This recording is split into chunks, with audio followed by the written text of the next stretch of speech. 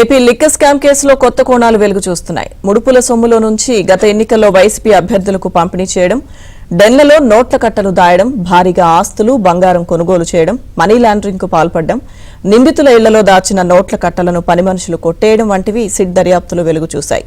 Liquor ధరలు భారీగా పెంచి పేదల నుంచి దోచుకున్న సొమ్ము కోసం మద్యం ముఠా బాహాబాహికి దిగినట్లు తాజాగా బయటకొచ్చింది.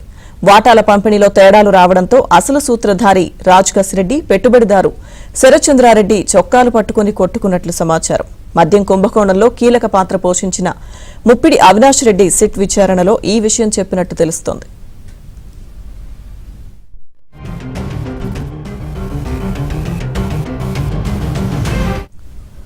విజయవాడలోని సిట్ కార్యాలయంలో దర్యాప్తు అధికారులు ముప్పిడి అవినాష్ రెడ్డిని ప్రశ్నించారు.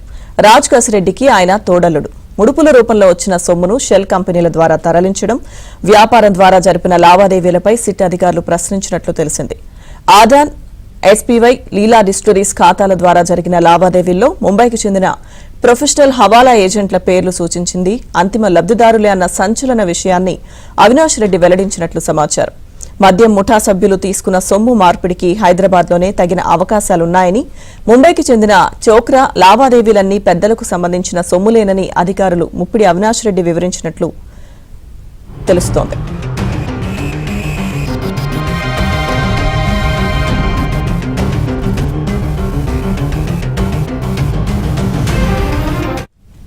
ఇక లాభాల్లో వాటాల దగ్గర రాజ్ కసిరెడ్డికి, శరత్చంద్రారెడ్డికి మధ్య పెద్ద గొడవలయ్యాయి. ఇద్దరూ బాహాబాహికి దిగారు. దీంతో తాను డైరెక్టర్గా ఉండలేనని తప్పుకున్నా తన స్థానంలో కాశీచేనుల శ్రీనివాస్ ను చేర్చారు.